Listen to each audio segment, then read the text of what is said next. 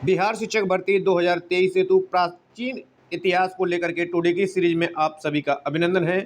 तो यदि आप बिहार शिक्षक भर्ती exam 2023, UP police constable, Bihar constable आदि विभिन्न एग्जाम हेतु तैयारी कर रहे हैं तो टुडे की सीरीज आप सभी के लिए बेहद इंपॉर्टेंट होने वाली है। प्राचीन इतिहास को लेकर के जो महत्वपूर्ण प्रश्न हैं आगे एग्जाम में बने हैं और फ्यूचर में जो बन सकते हैं उन सभी तथ्यों को संकलित करके टुडे की सीरीज का पार्ट 1 तैयार किया गया है, जो कि विभिन्न एग्जाम हेतु बेहद इंपॉर्टेंट रहेगा मित्रों। तो यदि आप हमारे चैनल पर पहली बार विजिट कर रहे हैं तो चैनल को सब्सक्राइब करते हुए पास में जो बेल आइकन है उसको प्रेस करेंगे ताकि समय से लेटेस्ट वीडियो का नोटिफिकेशन आपको मिलता रहेगा मित्रों। चलिए तो टुडे की सीरीज को हम आरंभ करते हैं। तो टुडे की सीरीज का हमारा क्वेश्चन है, प्राचीन पुरातात्विक स्थल कालीबंगन किस राज्य में है। एक एक प्रश्न आप सभी के एग्जाम की दृष्टि से बेहद इंपॉर्टेंट है, महत्वपूर्ण है, इसलिए आप कंप्लीट वीडियो को देखें, कंप्लीट प्रश्नों को लगाएं और जो प्रश्न बन रहा है उसे वीडियो को बीच में पॉज करके लगाने की कोशिश करें और देखें कि कितने सही हैं कितने गलत हैं। तो यहां से इसका राइट आंसर है ऑप्शन बी। प्राचीन पुरातात्विक स्थल कालीबंगन जो है राजस्थान के हनुमानगढ़ में है।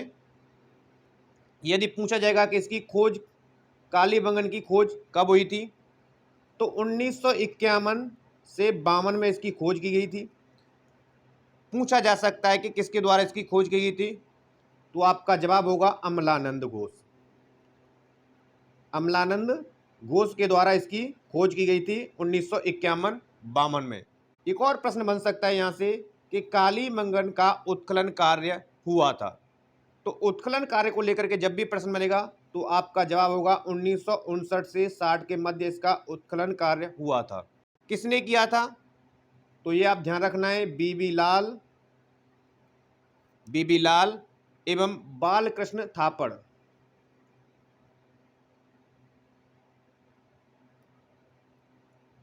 के द्वारा उत्खनन कार्य किया गया था। यहाँ से कालीबंगन से प्राप्त हुए हैं, क्योंकि कई बार क्या कुछ मिला है, प्राप्त हुए हैं, तो ये भी पूछा जा सकता है। तो यज्ञ वेदी जो कि बार बार पूछी गई है, और जुते हुए खेत के साक्ष्य यहाँ से प्राप्त हुए हैं। क्वेश्चन है, प्रथम मानव जीवाश्म भारत की किस नदी घाटी से प्राप्त हुए हैं।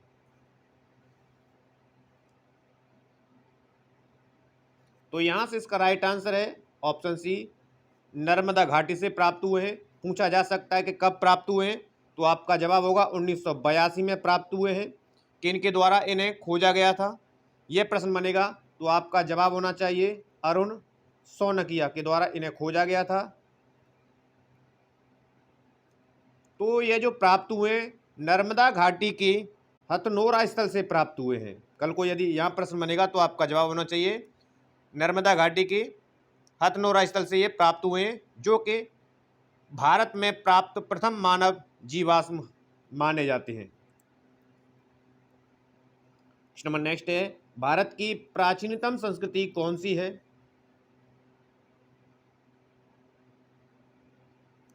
तो यहां से जो राइट आंसर है वो ऑप्शन ए होगा। पुरा पाषाणिक संस्कृति जो है भारत की सबसे प्राचीनतम संस्कृति है।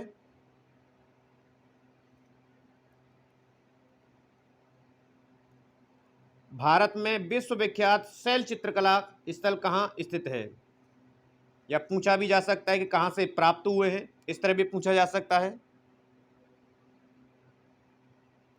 तो यहां से इसका राइट आंसर है ऑप्शन सी, भीमबेटका से प्राप्त हुए हैं। पूछा जा सकता है कि भीमबेटका स्थित है, तो ये एमपी यानी कि मध्य प्रदेश के रायसेन जिले में है।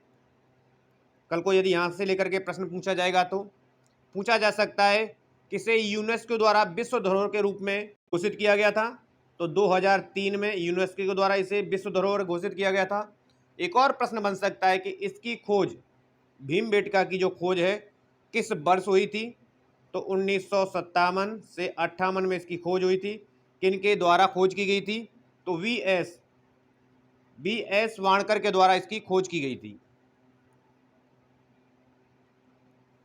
प्रथम मनके के निर्माण का प्रमाण किस स्थल से प्राप्त होता है।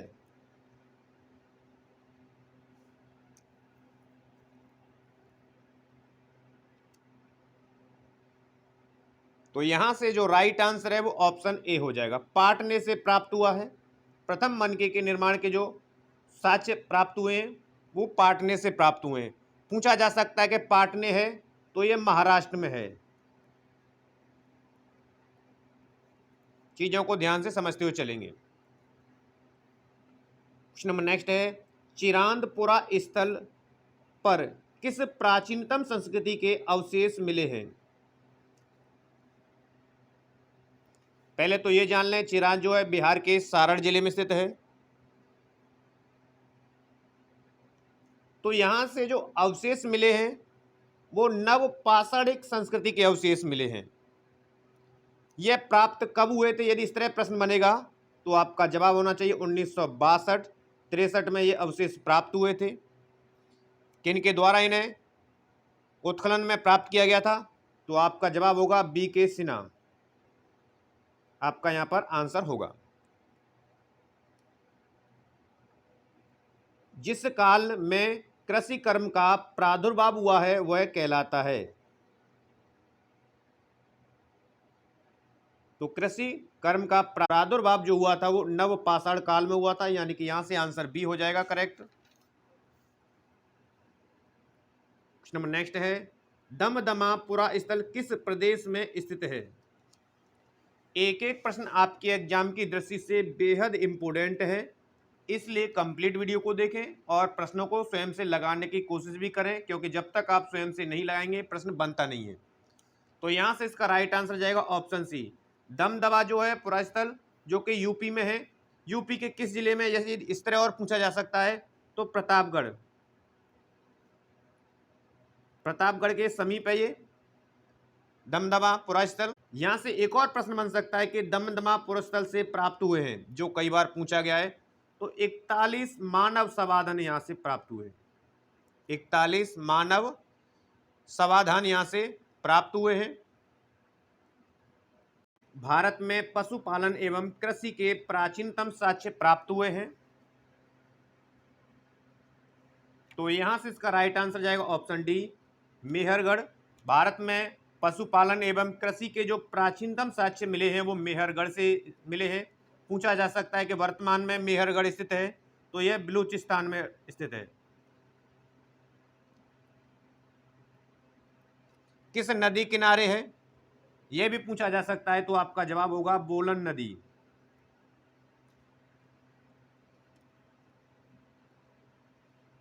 निम्नलिखित में से किसको कैल्कोलिथिक युग भी कहा जाता है? सबसे पहले तो समझ लें कि कैल्कोलिथिक युग जो होता है वो कौन सा होता है। तो एक ऐसा काल होता है जिसमें पत्थर और तांबे के दोनों औजारों को एक साथ प्रयोग किया जाता है। उस युग को कैल्कोलिथिक युग कहा जाता है और इसका ही नाम है ताम्रपाषाण युग, यानी कि आंसर आपका यहां से सी करेक्ट जाएगा। इस समय मोहनजोदड़ो किस देश में स्थित है?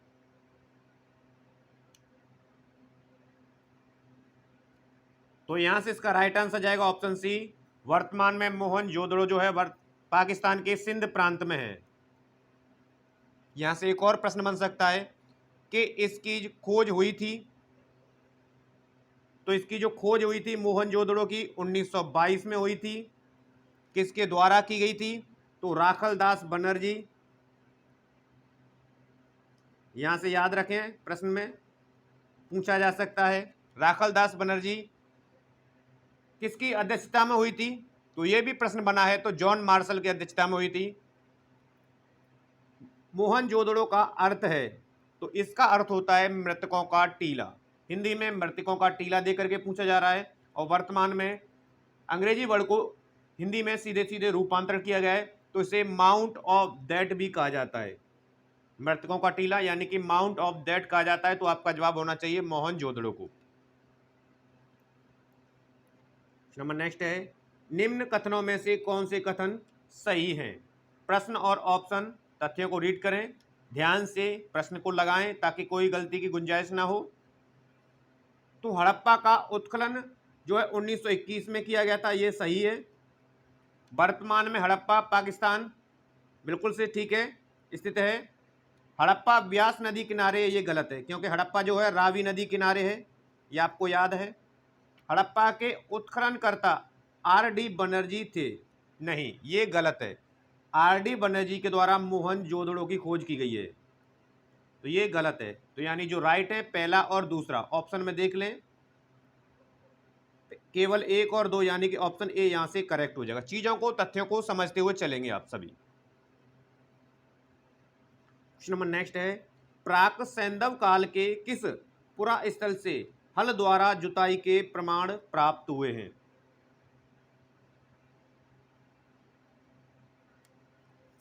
तो यहां से इसका राइट आंसर जाएगा ऑप्शन ए, कालीबंगन से प्राप्त हुए हैं। पूछा जा सकता है कि कालीबंगन वर्तमान में स्थिति क्या है, तो यह राजस्थान के हनुमानगढ़ में स्थित है। किस नदी किनारे है कालीबंगन, यह पूछा जाएगा, तो आपका जवाब होना चाहिए घग्गर नदी। घग्गर नदी किनारे बसा हुआ है। पूछा जा सकता है किस सभ्यता से संबंध रखता है, तो प्रश्न में दिया है सैंधव सभ्यता यानी कि सिंधु सभ्यता से संबंध रखता है। इसकी खुदाई किस वर्ष हुई थी, यह प्रश्न बन सकता है कालीबंगन की, तो आपका जवाब होगा 1952 में इसकी खुदाई हुई थी।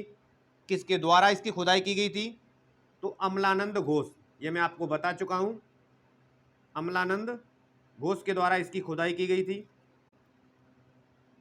नंबर नेक्स्ट है, निम्न में से किस हड़प्पन नगर में जुते हुए खेतों के निशान मिले हैं?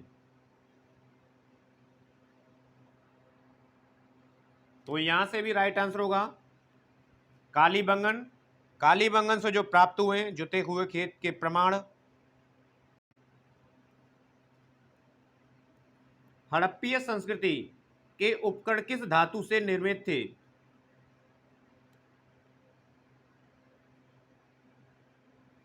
तो यहां से इसका राइट आंसर जाएगा ऑप्शन सी, तांबे एवं कांसे के बने हुए थे हड़प्पा संस्कृति के जो है उपकरण। आईआईटी खड़गपुर के अध्ययन दल की रिपोर्ट के अनुसार लगातार कितने वर्षों तक न के बराबर वर्षा का होना सिंधु घाटी सभ्यता के पतन का कारण रहा था? तो यहां से इसका राइट आंसर जाएगा ऑप्शन डी, 900 वर्ष।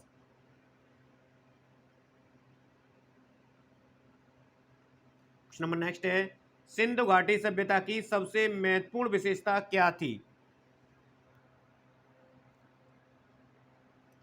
तो यहां से इसका राइट आंसर है ऑप्शन ए, इसकी जो सभ्यता थी वो नगरीय थी और यहाँ की जो सबसे बड़ी विशेषता थी पक्की ईंटों से बनी इमारतें। राइट आंसर यहां से ए हो जाएगा।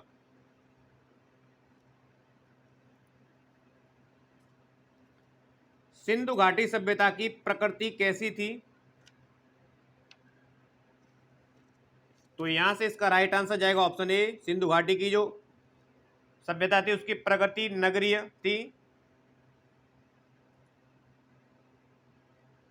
नंबर नेक्स्ट है, निम्न में से किस हड़प्पा कालीन स्थल से हल का टेराकोटा प्राप्त हुआ है?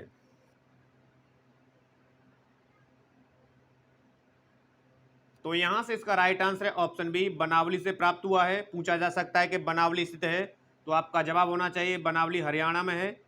चीज़ों को ध्यान से समझेंगे, या हरियाणा के हिसार जिले में, यदि और अंदर जाकर के पूछे तो। इसकी खुदाई किसके द्वारा की गई थी या किस वर्ष की गई थी? तो यहाँ से आपको याद रखना है 1973 से 74 में इसकी खुदाई की गई थी बनावली की, जो कि हरियाणा के हिसार जिले में है। और किन के नेतृत्व में की गई थी? तो यदि ये प्रश्न बनेगा तो आपका जवाब होगा रविंद्र सिंह बिष्ट के नेतृत्व में बनावली की खुदाई की गई थी। नंबर नेक्स्ट है, निम्नलिखित में से कौन हड़प्पा और मोहनजोदड़ो के उत्खनन से संबंधित नहीं थे?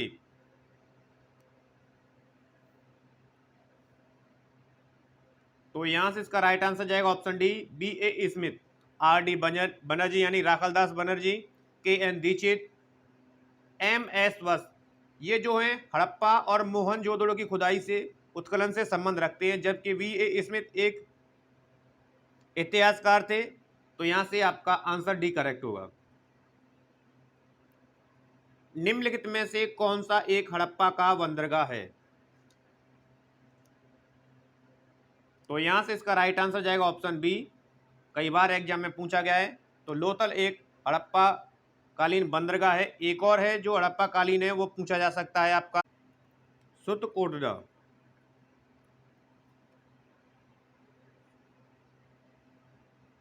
क्वेश्चन नंबर नेक्स्ट है, सिंधु सभ्यता से संबंधित पुरातात्विक स्थल लोथल किस नदी के निकट स्थित है?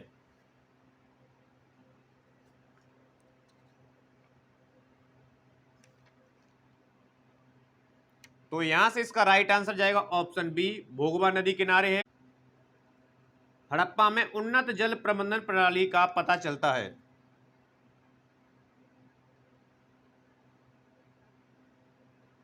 तो यहां से इसका राइट आंसर जाएगा ऑप्शन ए, धौलावीरा करेक्ट हो जाएगा। हड़प्पा में मिट्टी के बर्तनों पर सामान्यतः किस रंग का उपयोग हुआ था? तो हड़प्पा काल में मिट्टी के बर्तनों पर जो जिस रंग का प्रयोग किया गया था वो लाल रंग था, यानी आंसर यहां से लाल करेक्ट हो जाएगा। सिंधु सभ्यता निम्नलिखित में से किस युग के अंतर्गत आती है?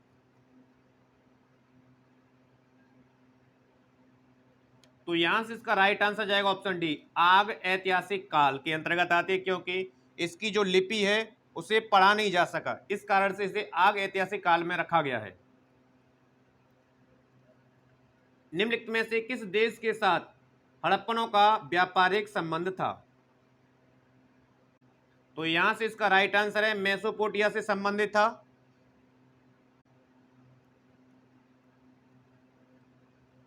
सिंधु घाटी के लोग थे, तो यहां से इसका राइट आंसर है ऑप्शन सी, शाकाहारी और मांसाहारी दोनों थे सिंधु घाटी के जो लोग थे।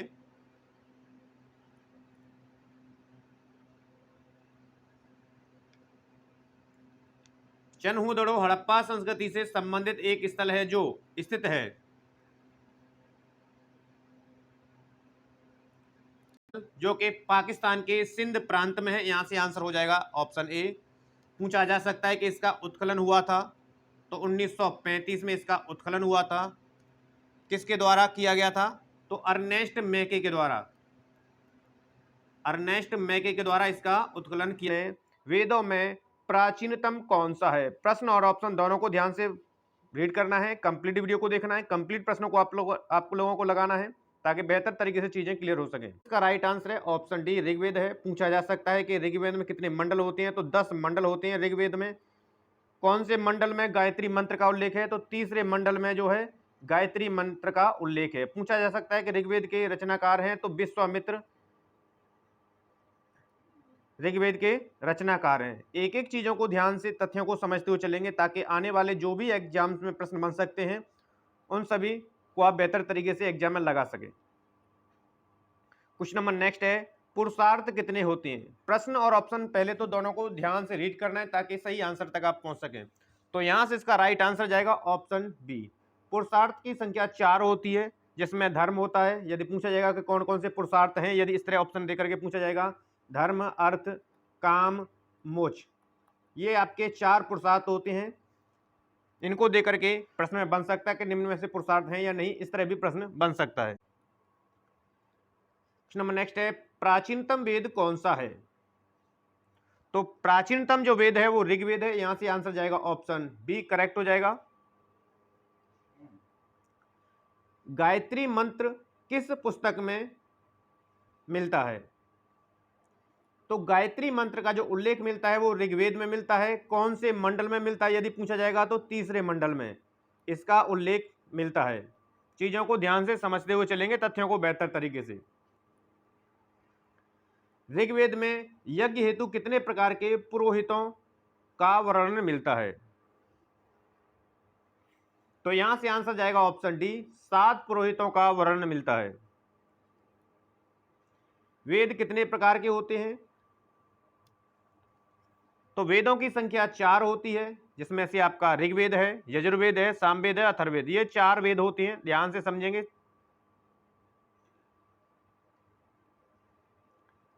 त्रयी का अभिप्राय है?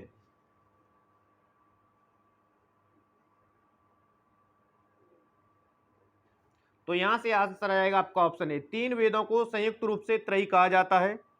पूछा जा सकता है कि कौन कौन से वेद त्रयी वेद के अंतर्गत आते हैं। यदि इस तरह बनेगा तो ऋग्वेद बनेगा आपका, ऋग्वेद, सामवेद, और यजुर्वेद, इन तीनों वेदों को संयुक्त रूप से त्रयी कहा जाता है। निम्न में से कौन सी नदी सप्तसैंधव में समाविष्ट नहीं होती है? तो यहां से इसका राइट आंसर है ऑप्शन डी, साबरमती करेक्ट हो जाएगा। प्रसिद्ध 10 राजाओं का युद्ध किस नदी पर लड़ा गया था? तो प्रसिद्ध 10 राजाओं का जो युद्ध लड़ा गया था वो परसुनी नदी पर लड़ा गया था, यानी आंसर यहां से डी करेक्ट हो जाएगा। वर्तमान में इसका नाम है तो रावी। ऋग्वेद संहिता का नवा मंडल पूर्णतः किसको समर्पित है? तो यहां से इसका राइट आंसर जाएगा ऑप्शन डी, सोम और इसके पेय पर नामांकित देवता को। पूछा जा सकता है कि नवे मंडल को कहा जाता है, तो इसी नवे मंडल को सोम मंडल कहा जाता है। कौन सा मंडल कहा जाता है? सोम मंडल कहा जाता है, पूछा जा सकता है। क्वेश्चन नंबर नेक्स्ट है, बोगजकोई का महत्व इसलिए है कि, तो बोगजकोई का जो महत्व है वो इसलिए है क्योंकि वहां जो अभिलेख प्राप्त हुए हैं उनमें वैदिक देवी एवं देवताओं का वर्णन मिलता है, इसलिए ये प्रसिद्ध है बोगजकोई। किस काल में अछूत की अवधारणा स्पष्ट रूप से उद्भूत हुई है? तो अछूत की जो अवधारणा स्पष्ट हुई है वो धर्मशास्त्रों के समय में हुई है, यानी आंसर यहां से डी करेक्ट हो जाएगा। क्वेश्चन नंबर नेक्स्ट है, निम्नलिखित एक वेद धार्मिक अनुष्ठान से संबंधित है, धार्मिक अनुष्ठान कहे या कर्मकांड कहे? तो ये भी आपको ध्यान रखना है। धार्मिक अनुष्ठान ना दे करके कर्मकांड भी दे सकता है एग्जाम में। तो यहां से जो राइट आंसर है वो आपका जाएगा यजुर्वेद, करेक्ट हो जाएगा।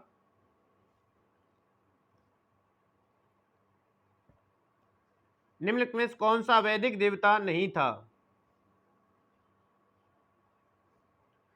तो यहां से इसका राइट आंसर जाएगा ऑप्शन सी, कार्तिकेय जो था वैदिक देवता के अंतर्गत नहीं आता, बाकी इंद्र, वरुण, रुद्र ये वैदिक समय के देवता हैं। महापुराणों की संख्या कितनी मानी जाती है?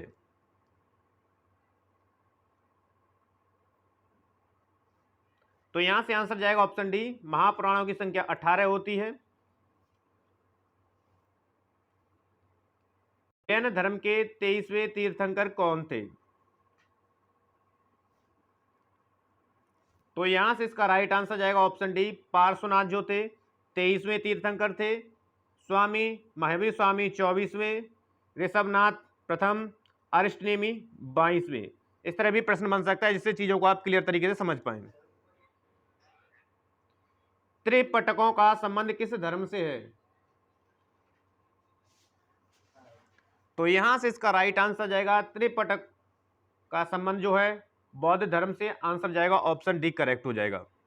जिनमें पूछा जा सकता है कि त्रिपटक हैं, इस तरह पूछा है, और नहीं है ये भी पूछा जा सकता है, तो विनय पिटक, विनय पिटक, सुत्त पिटक और अभिधम्म पिटक, ये तीनों पिटक के अंतर्गत आते हैं त्रिपिटकों के, और बाकी इनके अलावा नहीं है। ये चीजें आप ध्यान रखें। गौतम बुद्ध ने अपना प्रथम धर्मोपदेश दिया था? तो यहां से इसका राइट आंसर सारनाथ में दिया था उनके द्वारा प्रथम धर्मोपदेश, जिसे कहा जाता है धर्मचक्र परिवर्तन। पूछा जा सकता है कि धर्मचक्र परिवर्तन कहा जाता है तो बौद्ध के प्रथम उपदेश को कहा जाता है, जो कि सारनाथ में इनके द्वारा दिया गया था। महात्मा बुद्ध ने अपना धर्मचक्र परिवर्तन किस स्थान पर दिया था? तो यहां से आंसर जाएगा ऑप्शन बी, सारनाथ में प्रथम उपदेश को ही धर्मचक्र परिवर्तन कहा जाता है। बोध गया में किसे ज्ञान की प्राप्ति हुई थी? तो यहां से इसका राइट आंसर जाएगा ऑप्शन बी, गौतम बुद्ध को बोध गया में ज्ञान की प्राप्ति हुई थी। या पूछा जा सकता है कैवल्य, उसका भी अर्थ ज्ञान ही है। भगवान बुद्ध ने ज्ञान प्राप्त करने के लिए लंबे वर्षों तक तपस्या और साधना में जीवन कहां व्यतीत किया?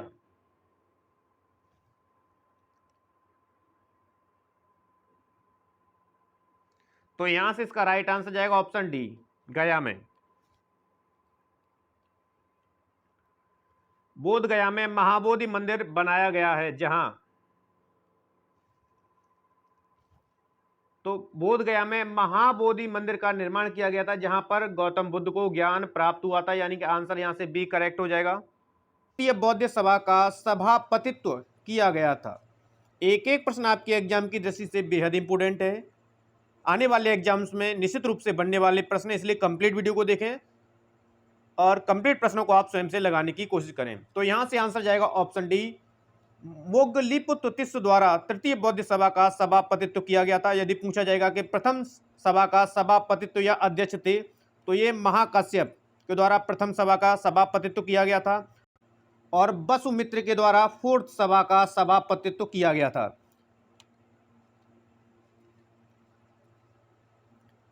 तृतीय बौद्ध संगीति कहां आयोजित की गई थी? तो तृतीय बौद्ध संगीति का आयोजन हुआ था पाटलिपुत्र में। यहां से आंसर जाएगा ऑप्शन बी। प्रथम बौद्ध महासभा कहां आयोजित हुई थी? तो प्रथम बौद्ध सभा का जो आयोजन हुआ था वो राजगृह में हुआ था। आंसर यहां से बी करेक्ट हो जाएगा। पाटलिपुत्र में पूछी जाती है तो यहां पर तृतीय हुई थी बौद्ध सभा का आयोजन। इनमें से किस शासक ने चतुर्थ बौद्ध संगीत कश्मीर में आयोजित की थी?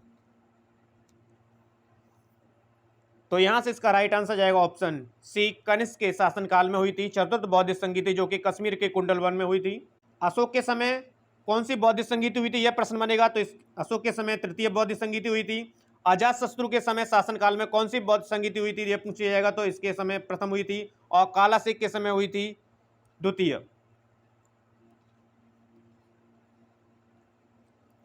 चौथी बौद्ध संगीति किसके द्वारा बुलाई गई थी? तो चौथी बौद्ध संगीति कनिष्क के द्वारा बुलाई गई थी, कश्मीर के कुंडलवन में हुई थी।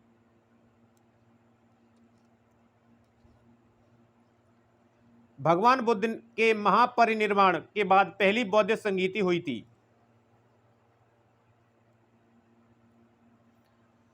तो यहां से आंसर जाएगा ऑप्शन ए, राजगृह में प्रथम बौद्ध संगीति हुई थी। पाटलिपुत्र पूछा जाएगा तो पाटलिपुत्र में हुई थी आपकी तृतीय बौद्ध संगीति। और वैशाली में यदि प्रश्न बनता है तो वैशाली में कौन सी बौद्ध संगीति हुई थी? तो वैशाली में हुई थी द्वितीय बौद्ध संगीति। तथ्यों को बेहतर तरीके से समझते चलेंगे। तृतीय बौद्ध सभा किस स्थान पर बुलाई गई थी? तो तृतीय बौद्ध सभा का आयोजन हुआ था पाटलिपुत्र में। यहां से आंसर जाएगा ऑप्शन डी, बिल्कुल से करेक्ट हो जाएगा। किसके शासनकाल में बुलाई गई थी? यदि इस तरह प्रश्न बनेगा तो अशोक के शासनकाल में तृतीय बौद्ध संगीति बुलाई गई थी। प्रथम बौद्ध परिषद को बुलाया गया था। तो प्रथम बौद्ध परिषद को बुलाया गया था अजातशत्रु के शासनकाल में। तो यहां से इसका आंसर जाएगा ऑप्शन सी। पूछा जाएगा कहां पर हुई थी? तो राजगृह में प्रथम बौद्ध संगीति हुई थी। चतुर्थ बौद्ध संगीति का आयोजन किसके शासनकाल में हुआ था? तो चतुर्थ बौद्ध संगीति का जो आयोजन हुआ था वो कनिष्क के शासनकाल में हुआ था। पूछा जाएगा कि कब हुई थी? तो चतुर्थ बौद्ध संगीति प्रथम शताब्दी में हुई थी। कहाँ हुई थी? कश्मीर कुंडलवन में हुई थी, कश्मीर के कुंडलवन में। इसके अध्यक्ष थे तो पूछा जाएगा तो वासुमित्र। चतुर्थ बौद्ध संगीति की अध्यक्षता की गई थी। महात्मा बुद्ध ने कहाँ महापरिनिर्वाण प्राप्त किया? तो यहां से इसका राइट आंसर जाएगा ऑप्शन बी, कुशीनगर में महात्मा बुद्ध के द्वारा महापरिनिर्वाण प्राप्त किया गया था। पूछा जाएगा सारनाथ, तो सारनाथ में इनका प्रथम उपदेश दिया गया था। बोध गया में इन्हें ज्ञान की प्राप्ति हुई थी और लुम्बिनी में इनका जन्म हुआ था। सभी तथ्यों को बेहतर तरीके से समझते हुए चलेंगे। निम्न में से किस भारतीय दर्शन ने परमाणु सिद्धांत का प्रतिपादन किया था? तो परमाणु सिद्धांत का प्रतिपादन किया गया था वैशेषिक दर्शन के द्वारा, यानी कि आंसर यहां से डी करेक्ट जाएगा। महावीर का जन्म स्थान था, तो यहां से आंसर जाएगा ऑप्शन बी, कुंडग्राम में महावीर का जन्म हुआ था।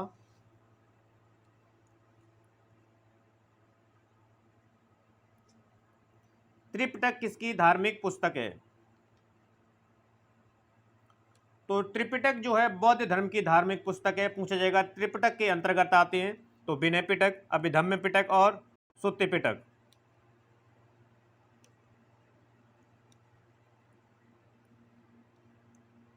बुद्ध के जीवन की 4 महत्वपूर्ण घटनाओं और उनसे संबंधित 4 स्थानों को नीचे उल्लेख किया है। यह 2 स्तंभों फर्स्ट और सेकंड में अंकित है, आपको इनका सुमेल करना है। तो स्तंभ 1 और स्तंभ 2 को सुमेलित करना है।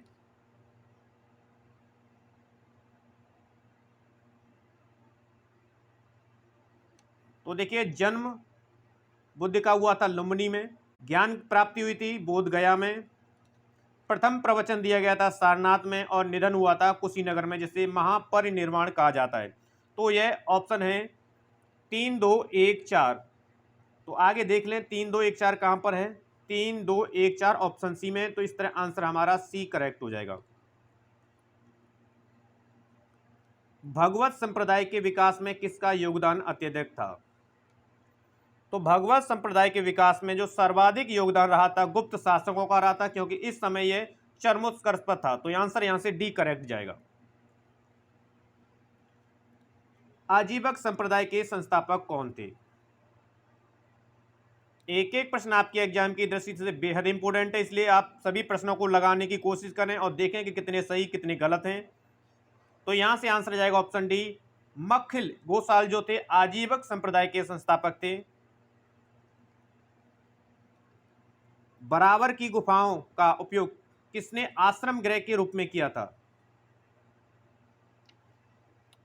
तो बराबर की गुफाओं का उपयोग आश्रम के रूप में किया गया था आजीवकों के द्वारा। यहां से आंसर जाएगा ऑप्शन ए करेक्ट। निम्नलिखित में से कौन सबसे पूर्वकालिक जैन ग्रंथ कहलाता है?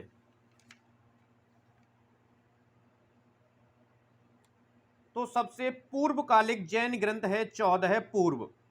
यहां से आपका आंसर जाएगा ऑप्शन सी, बिल्कुल से करेक्ट हो जाएगा। जैन कल्पसूत्र को किसने लिखा? तो जैन कल्पसूत्र एक जैन ग्रंथ है और जिसे लिखा गया है भद्रबाहु के द्वारा, यानी कि आंसर यहां से एक करेक्ट हो जाएगा। प्रथम तीर्थंकर कौन थे?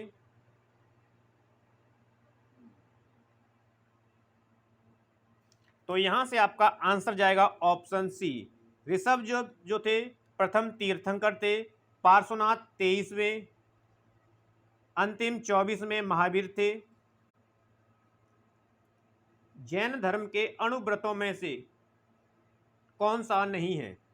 तो जैन धर्मों के अणुव्रतों की संख्या पूछी जाए तो 5 अणुव्रत होते हैं, जिनमें से आजीवा अणुव्रत को अणुव्रत नहीं माना गया, यानी कि आंसर यहां से सी करेक्ट जाएगा। नेक्स्ट है, निम्नलिखित में से कौन सी बात बौद्ध तथा जैन धर्म में समान नहीं है? तो यहां से जो आंसर जाएगा वो ऑप्शन सी हो जाएगा, आत्मदमन दोनों धर्मों में समान नहीं है। कौशल एवं मगध के मध्य संघर्ष का प्रारंभ किसके समय हुआ था? एक एक प्रश्न आपकी एग्जाम की दृष्टि से बेहद इंपॉर्टेंट है, इसलिए आप कंप्लीट प्रश्नों को देखें, कंप्लीट वीडियो को लगाएं और स्वयं से प्रश्न लगाने की कोशिश भी करें, देखें कि कितने सही कितने गलत हैं। तो यहां से आंसर जाएगा ऑप्शन डी, अजातशत्रु के समय में कौशल एवं मगध के मध्य में संघर्ष प्रारंभ हुआ था। और पूछा जा सकता है कि अजातशत्रु किस वंश के थे? तो ये हर्यक वंश, हर्यक वंश के राजा थे।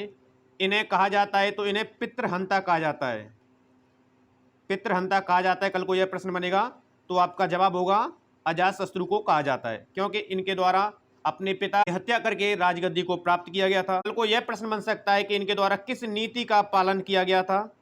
तो विजय और विस्तार, विजय विस्तार नीति का पालन अजातशत्रु के द्वारा किया गया था। मगध शासक बिम्बिसार का चिकित्सक कौन था? तो मगध शासक बिम्बिसार का चिकित्सक जो था वो जीवक था। कल को यहां से प्रश्न बनेगा कि बिम्बिसार किस वंश का संस्थापक था? तो यह हर्यक वंश का संस्थापक था बिम्बिसार, और जो कि मगध का सबसे प्रभावशाली राजा था, या कह सकते हैं हम सबसे शक्तिशाली राजा था। तो यह प्रश्न बनेगा तो आपका जवाब आना चाहिए बिम्बिसार होगा। इसके द्वारा राजधानी बनाई गई थी गिरिब्रिज, राजगृह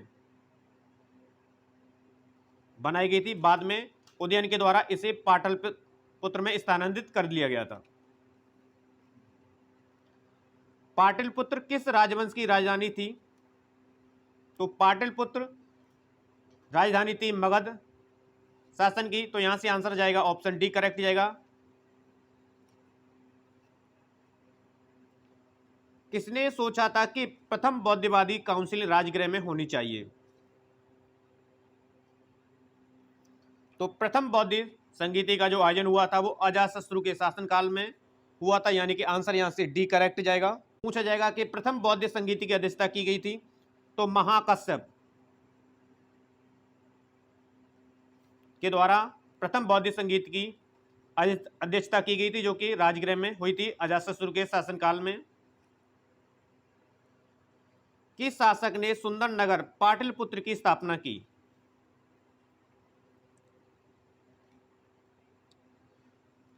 तो पाटलिपुत्र नगर की स्थापना उदयन के द्वारा की गई थी, जो कि हिरण्यक वंश का महान राजा था। पूछा जाएगा कि पाटलिपुत्र नगर किस नदी के किनारे स्थित है या किस नदी के संगम पर है?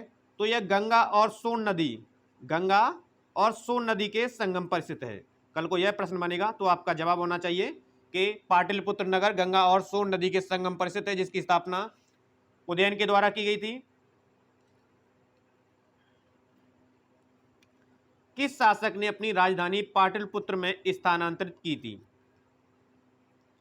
प्रश्न और ऑप्शन दोनों को ध्यान से समझना है और आंसर भी सही तरीके से तभी लगा पाएंगे जब प्रश्न और ऑप्शन दोनों को समझ पाएंगे। तो मगध के शासक उदयन के द्वारा गिरिब्रिज राजगृह से राजधानी पाटलिपुत्र में स्थानांतरित की गई थी। यहां से आंसर जाएगा ऑप्शन सी करेक्ट। अवंती राज्य की राजधानी थी।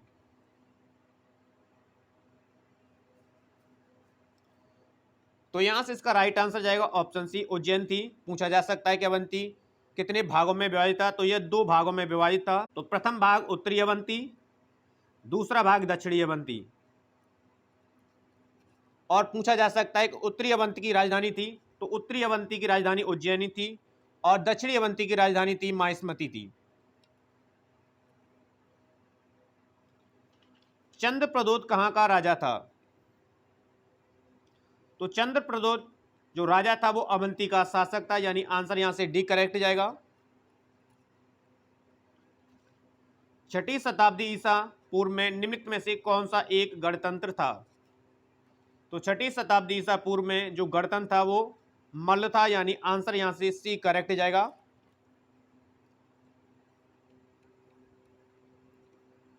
मगध की प्रारंभिक राजधानी कौन सी थी? तो मगध की प्रारंभिक राजधानी राजगृह गिरिब्रिज थी। पूछा जा सकता है कि मगध का शक्तिशाली राजा था, तो आपका जवाब होना चाहिए बिंबिसार। बिंबिसार जो था मगध का शक्तिशाली राजा था, जिसके द्वारा स्थापना की गई थी। तो हिरण्यक वंश की स्थापना इनके द्वारा की गई थी। हिरण्यक वंश की स्थापना की गई थी तो बिंबिसार के द्वारा की गई थी और इनके द्वारा अपनी राजधानी को बनाया गया था। तो राजगृह गिरिब्रिज को बनाया गया था। बाद में उदयन के द्वारा इस राजधानी को स्थानांतरित करके पाटलिपुत्र में स्थानांतरित किया गया था। प्राचीन महाजनपद मगध की प्रथम राजधानी कौन सी थी? प्राचीन मगध की जो राजधानी थी वो गिरिब्रिज राजगृह, यानी कि आंसर ई करेक्ट जाएगा यहां से। अजातशत्रु के वंश का नाम क्या है? तो अजातशत्रु हिरण्यक वंश का शासक था। पूछा जा सकता है कि हिरण्यक वंश का संस्थापक था, तो हिरण्यक वंश का संस्थापक बिंबिसार था। कल को यदि प्रश्न बनेगा तो आपका जवाब होना चाहिए बिंबिसार, जो कि मगध का सबसे शक्तिशाली राजा था और अजातशत्रु के द्वारा अपने पिता बिंबिसार की हत्या करके मगध की गद्दी को प्राप्त किया गया था। इसलिए अजातशत्रु को कहा जाता है पितृहंता। कल को प्रश्न बनेगा कि पितृहंता कहा जाता है, तो अजातशत्रु को कहा जाता है पितृहंता। विश्व का पहला गणतंत्र वैशाली में किसके द्वारा स्थापित किया गया था? तो विश्व का पहला गणतंत्र जो है लिच्छवियों के द्वारा वैशाली में स्थापित किया गया था। आंसर यहां से डी करेक्ट जाएगा। ईसा पूर्व 6ठी सदी में विश्व की प्रथम गणतंत्रात्मक व्यवस्था कहां थी? तो सभी प्रश्नों को आप स्वयं से जरूर लगाएं। तो ईसा पूर्व 6वीं शताब्दी में विश्व की प्रथम गणतांत्रिक व्यवस्था वैशाली में थी, जो कि लिच्छवियों के द्वारा स्थापित किया गया था। तो यहां से आंसर ए करेक्ट जाएगा। 16 महाजनपदों की सूची उपलब्ध है।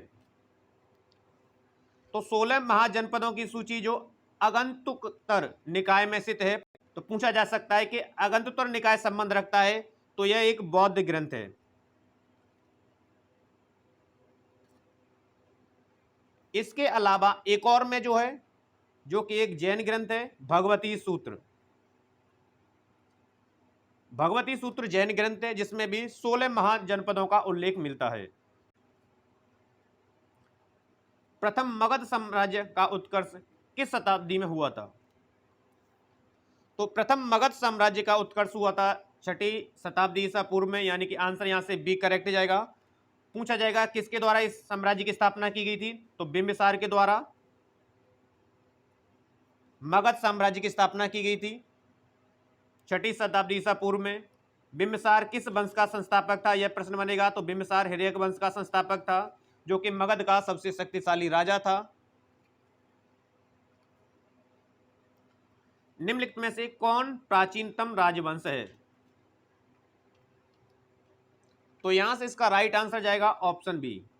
नंद वंश जो है भारत में सबसे प्राचीनतम वंश है। पूछा जाएगा कि नंद वंश की स्थापना की थी, तो महापद्मनंद के द्वारा नंद वंश की स्थापना की गई थी। चीजों को, तथ्यों को बेहतर तरीके से समझते चलेंगे।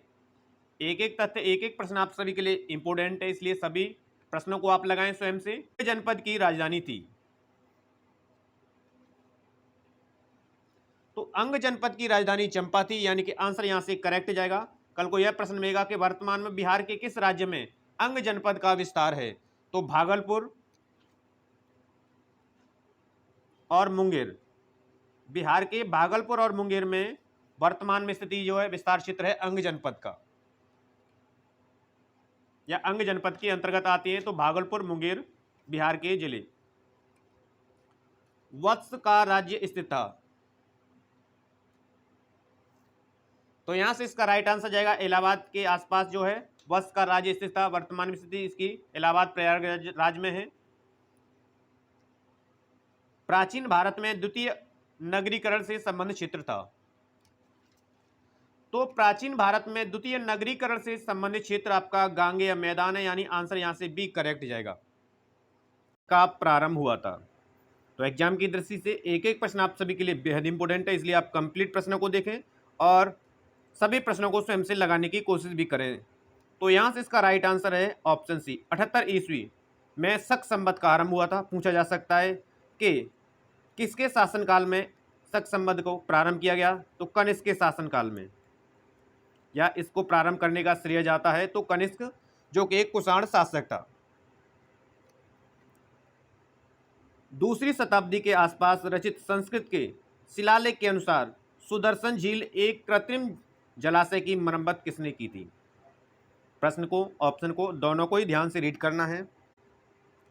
तो यहां से इसका राइट आंसर है ऑप्शन सी, रुद्रदामन प्रथम के द्वारा।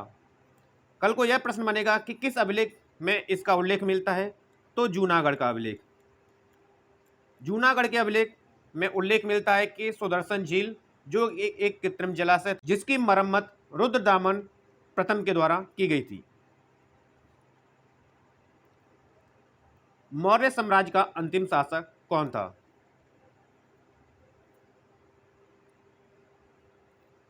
पूछा जा सकता है कि मौर्य साम्राज्य का संस्थापक था, तो चंद्रगुप्त मौर्य साम्राज्य के संस्थापक थे।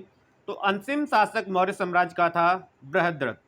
यहां से आंसर बी करेक्ट जाएगा। मेगस्थनीज को राजदूत के रूप में किसके दरबार में भेजा गया था?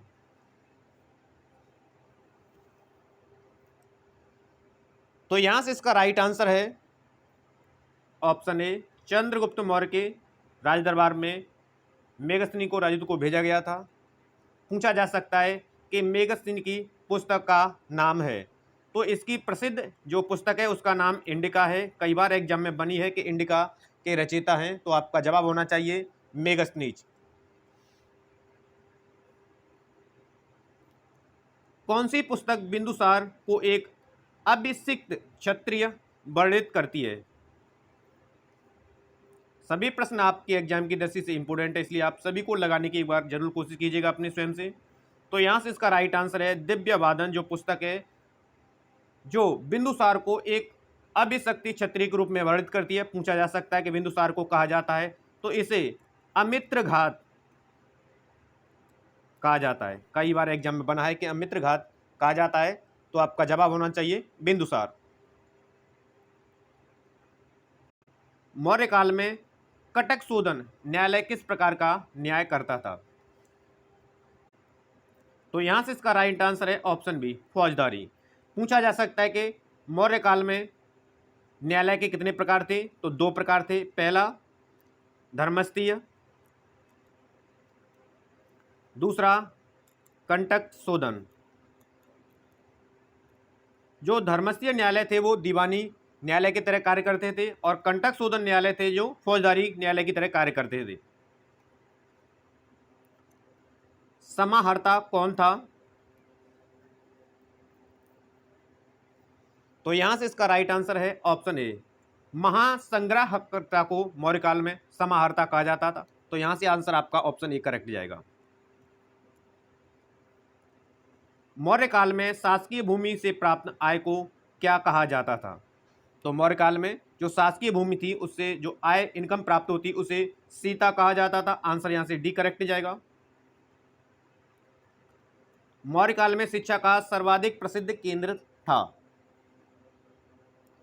तो मौर्य काल में शिक्षा का सबसे प्रसिद्ध केंद्र तक्षशिला था। आंसर यहां से सी करेक्ट जाएगा। कौटिल्य का अर्थशास्त्र कितने अधिकरणों में विभाजित था? तो कौटिल्य का जो अर्थशास्त्र था वह 15 अधिकरणों में विभाजित था। तो यहां से आंसर आपका 15 जाएगा। ऑप्शन डी बिल्कुल से करेक्ट। सभी प्रश्न बेहद इंपोर्टेंट हैं, इसलिए प्रश्नों को स्वयं से जरूर लगाइएगा। किस शिलालेख में अशोक ने त्रिरत्न में अपना विश्वास प्रकट किया? तो यहां से इसका राइट आंसर जाएगा भाब्रू शिलालेख। यहां से प्रश्न बन सकता है कि किस शिलालेख में कलिंग विजय का वर्णन मिलता है? तो 13वें शिलालेख में अशोक के कलिंग विजय का वर्णन मिलता है।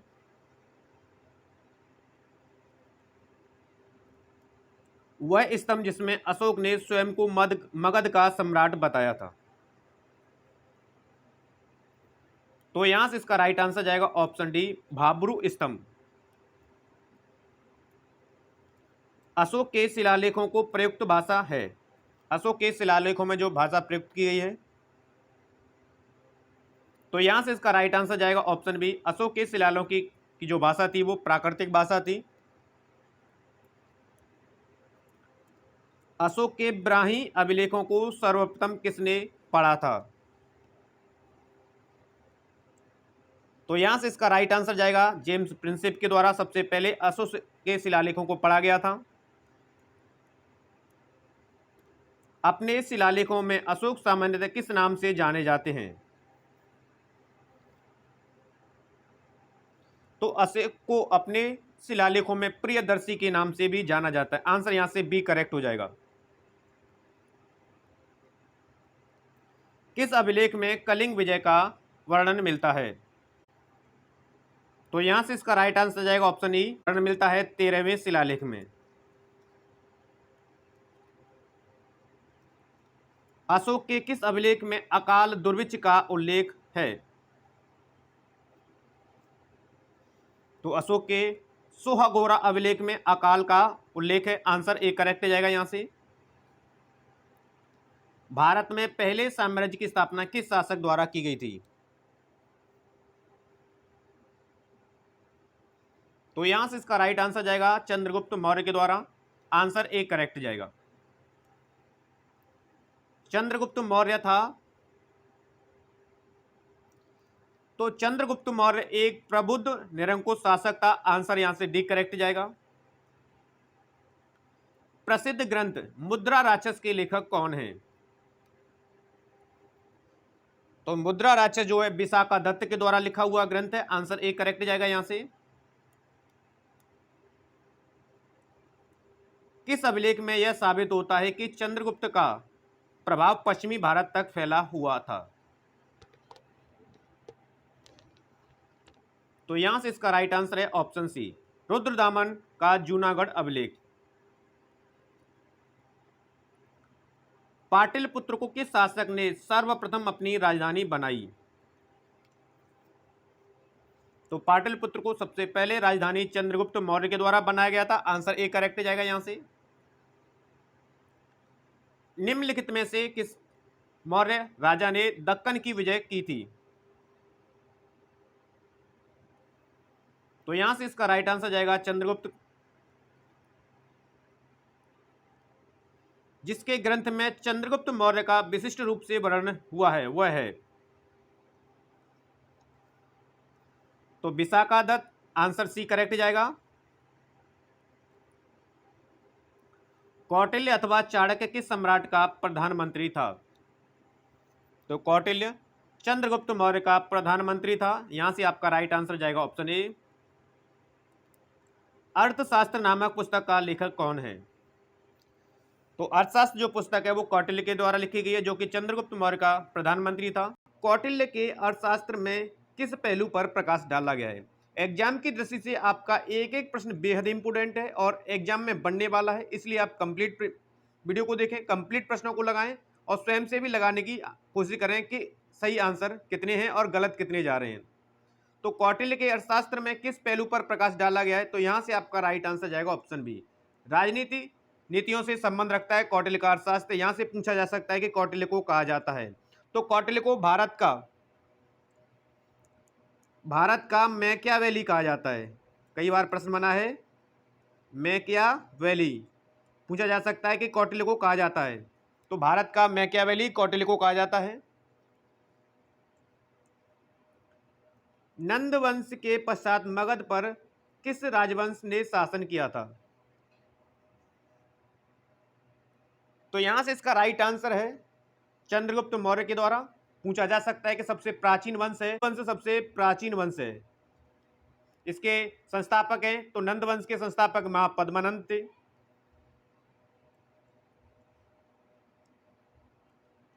सैंड्रोकोर्ट्स से चंद्रगुप्त मौर्य की पहचान किसने की थी?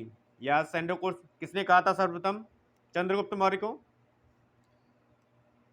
तो इनकी पहचान सैंड्रोकोर्ट्स के रूप में सर विलियम जोन्स के द्वारा की गई थी, यानी कि आंसर यहां से ए करेक्ट हो जाएगा। कौटिल्य की पुस्तक अर्थशास्त्र किस विषय पर आधारित है और यह संबंध रखती है शासन कला के सिद्धांत और अभ्यास से? चंद्रगुप्त मौर्य ने सेल्यूकस को बख्शिश के रूप में क्या दिया था?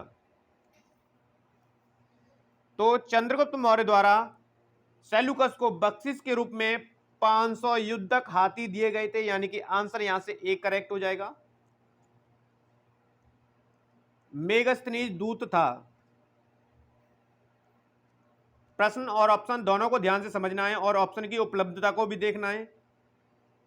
तो मेगस्थनीज जो दूत था वो सेल्यूकस का था, सेल्यूकस निकेटर का। किसके शासनकाल में आया था? यदि पूछा जाएगा कि मैग्निस शासनकाल में आया था, तो यह चंद्रगुप्त मौर्य के शासनकाल में आया था।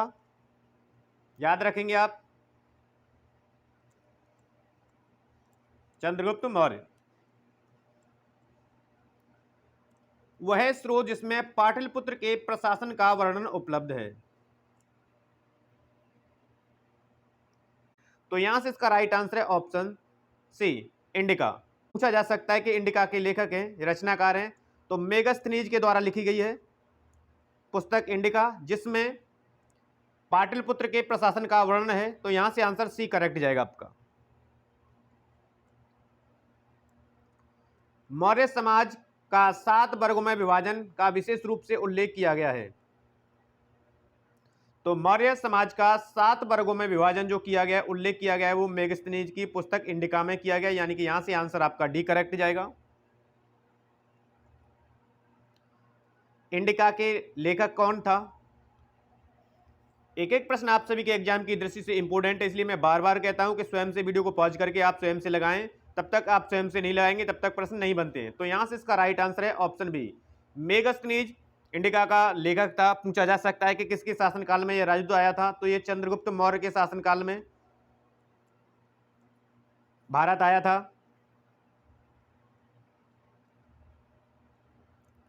अशोक के धम्म का मूल संदेश क्या था? तो अशोक के धम्म का मूल संदेश राजा के प्रति वफादारी, शांति एवं अहिंसा, बड़ों का सम्मान, धार्मिक सहनशीलता सभी थे। तो यहां से आंसर ई जाएगा करेक्ट। सम्राट अशोक चंद्रगुप्त का क्या था? तो सम्राट अशोक चंद्रगुप्त मौर्य के पौत्र थे। आंसर बी करेक्ट जाएगा यहां से। निम्नलिखित में से कौन मौर्य शासक अशोक की रानी थी?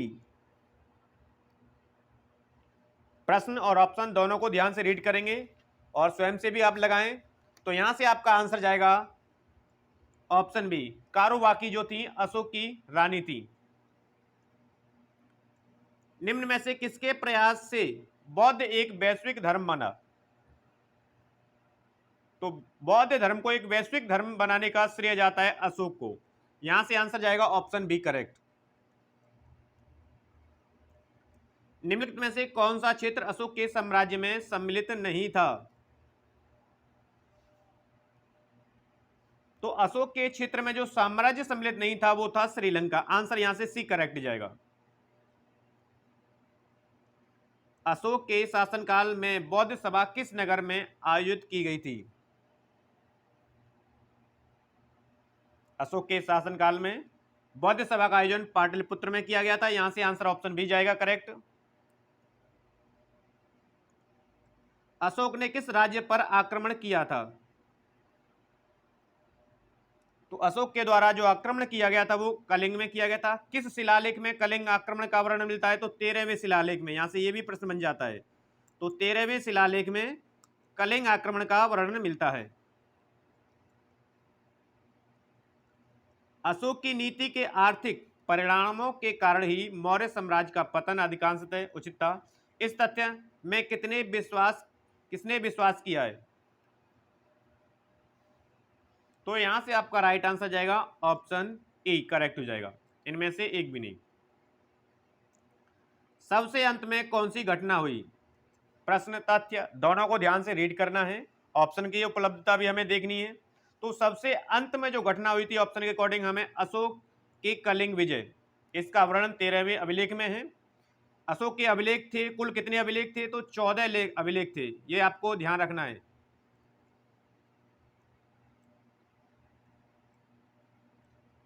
अंतिम मौर्य सम्राट था।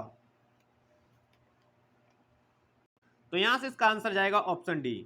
अंतिम मौर्य सम्राट बृहद्रथ था और बृहद्रथ की हत्या के पश्चात शुंग वंश की स्थापना की गई थी पुष्यमित्र शुंग के द्वारा।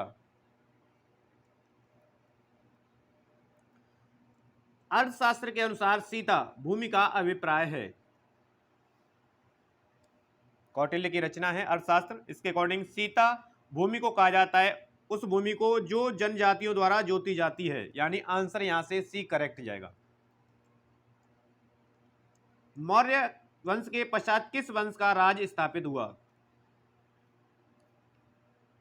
तो यहां से इसका राइट आंसर जाएगा ऑप्शन डी। मौर्य के अंतिम सम्राट बृहद्रथ की हत्या के पश्चात उनके सेनापति पुष्यमित्र शुंग ने शुंग वंश की स्थापना की। गौतमी पुत्र सातकर्णी का संबंध किस राजवंश से था? तो गौतमी पुत्र सातकर्णी जो सातवाहन वंश का था। आंसर यहां से बी करेक्ट जाएगा। शुंग वंश के बाद किस वंश ने भारत पर राज्य किया? तो शुंग वंश के बाद जो राज्य किया था वो कर्ण वंश के द्वारा किया गया। आंसर यहां से सी करेक्ट जाएगा। कलिंग नरेश खारवेल का संबंध था। तो यहां से इसका राइट आंसर जाएगा ऑप्शन ई करेक्ट हो जाएगा। पूछा जा सकता है कि कलिंग नरेश खारवाल का किस अभिलेख से संबंध है? तो हाथी गुम्फा अभिलेख से इसका संबंध है। उसने राजा खारवेल का नाम जोड़ा है। तो यहां से आंसर जाएगा हाथी गुम्फा अभिलेख के साथ। कलिंग नरेश खारवेल की हाथी गुम्फा प्रसिद्धि किस भाषा में अंकित है या किस भाषा में लिखी गई थी? तो हाथी गुम्फा अभिलेख की जो भाषा थी वो प्राकृतिक भाषा थी, यानी आंसर यहां से प्राकृत जाएगा, ऑप्शन ए करेक्ट। शक संवत वर्ष में प्रारंभ हुआ था। तो शक संवत जो आरंभ हुआ था वो 78 ईस्वी में हुआ था। किसके शासनकाल में हुआ था? तो कनिष्क के शासनकाल में, जो एक कुषाण शासक था। निम्नलिखित में से किनको शक संवत की स्थापना का श्रेय दिया जाता है? तो शक संवत की स्थापना का श्रेय जाता है कुषाणों को, और कुषाणों के शासक कनिष्क के द्वारा इसका आरंभ किया गया था। आंसर यहां से बी करेक्ट जाएगा। गौतम बुद्ध को देवता का स्थान किस राजा के युग में प्राप्त हुआ था? तो गौतम बुद्ध को देवता का स्थान जो प्राप्त हुआ था उस समय कनिष्क शासनकाल था, यानी कनिष्क के शासनकाल में। आंसर यहां से बी करेक्ट जाएगा। इनमें से किसने सर्वप्रथम व्यापक पैमाने पर स्वर्ण मुद्रा का प्रचलन किया था? प्रश्न और ऑप्शन दोनों को ध्यान से रीड करेंगे। तो सबसे पहले व्यापक पैमाने पर स्वर्ण मुद्रा का प्रचलन किया था बिम कडफिसेस के द्वारा। आंसर यहां से सी करेक्ट जाएगा। चीजों को, तथ्यों को समझते चले। कला की गांधार शैली निम्न समय में फली फूली। तो यहां से इसका राइट आंसर है कुषाणों के समय में कला की गांधार शैली जो थी वो अपने चरम उत्कर्ष पर थी। कनिष्क के शासनकाल में बौद्ध सभा किस नगर में आयोजित की गई थी? तो कनिष्क के शासनकाल में बौद्ध सभा का आयोजन किया गया था कश्मीर के कुंडल वन में, और ये चौथी बौद्ध संगीति थी। तो सांची का विशाल स्तूप समय को निर्धारित करता है। तो ये मौर्य शासनकाल को निर्धारित करता है, और यह बनवाया गया था, किसके द्वारा बनवाया गया था? तो अशोक के द्वारा बनवाया गया था। कहां पर है ये? तो एमपी के रायसेन जिले में। कौन सा पुरातात्विक स्थल मौर्य राजप्रसाद से संबंध है? तो यहां से आपका आंसर जाएगा ऑप्शन डी, कुम्भहार। ताम्रपत्र है। ऑप्शन और प्रश्न दोनों को ही ध्यान से रीड करना है। तो ताम्रपत्र जो है मौर्य साम्राज्य से संबंधित एक तांबे की प्लेट थी। कई बार एग्जाम में बना है, इसलिए विशेषकर ध्यान रखें। बराबर की गुफाओं को अशोक ने किस संप्रदाय को दान में दिया था? तो बराबर की गुफाओं को अशोक के द्वारा आजीवक संप्रदाय को दान में दे दिया गया था। आंसर सी करेक्ट जाएगा यहां से। निम्नलिखित में से कौन सा एक मूर्ति शिल्प मौर्य काल का नहीं है? तो यहां से जो राइट आंसर जाएगा ऑप्शन सी है, मथुरा से प्राप्त खड़ी मूर्ति मौर्य काल से संबंध नहीं रखती है। पाटलिपुत्र में स्थित चंद्रगुप्त महल मुख्यतः बना है। तो पाटलिपुर में स्थित चंद्रगुप्त का जो महल बना है वो लकड़ियों का बना है। आंसर यहां से सी करेक्ट जाएगा। भूमि अनुदान किन्हें दिए गए थे जो शाही दरबार से जुड़े हुए थे? तो भूमि अनुदान दिए गए थे ब्राह्मणों को। आंसर बी करेक्ट होगा यहां से। भारत में सोने के सिक्के किन प्रथम शासकों द्वारा जारी किए गए थे? भारत में सोने के सिक्के प्रथम शासकों द्वारा जारी किए गए थे, हुए थे भारतीय यूनानी। आंसर बी करेक्ट जाएगा यहां से। पेरिप्लस ऑफ द इरिथ्रियन सी किसने लिखी है? तो यहां से इसका राइट आंसर जाएगा ऑप्शन ई, उपयुक्त में से कोई नहीं, क्योंकि पेरिप्लस ऑफ द इरिथ्रियन सी के लेखक जो हैं अज्ञात हैं। तो यहां से आपका आंसर ई जाएगा।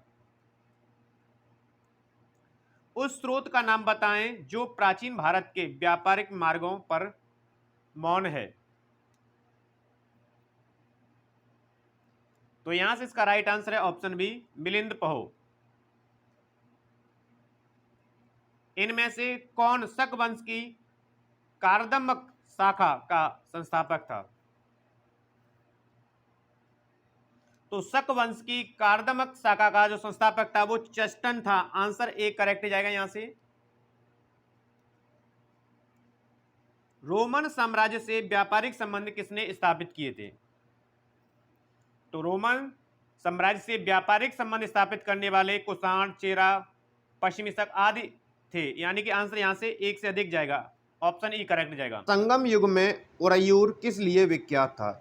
एक एक प्रश्न आपके एग्जाम की दृष्टि से बेहद इंपॉर्टेंट है, इसलिए आप कंप्लीट प्रश्नों को स्वयं से लगाएं क्विक फास्ट रिवीजन के माध्यम से और संपूर्ण वीडियो को जरूर देखें।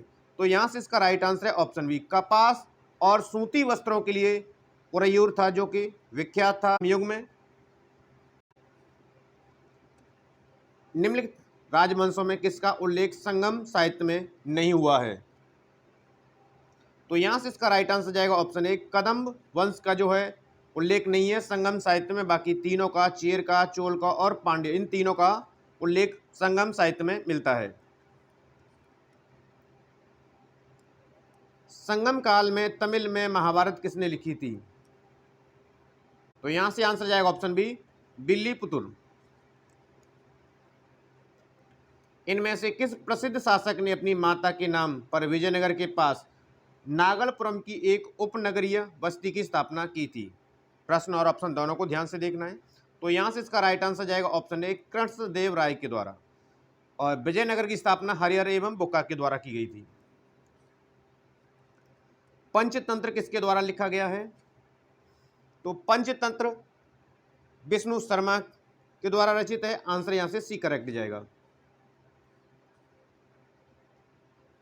झांसी के पास देवगढ़ का मंदिर और इलाहाबाद के पास गढ़वा मंदिर में बनी मूर्तियां किस कला के महत्वपूर्ण अवशेष हैं?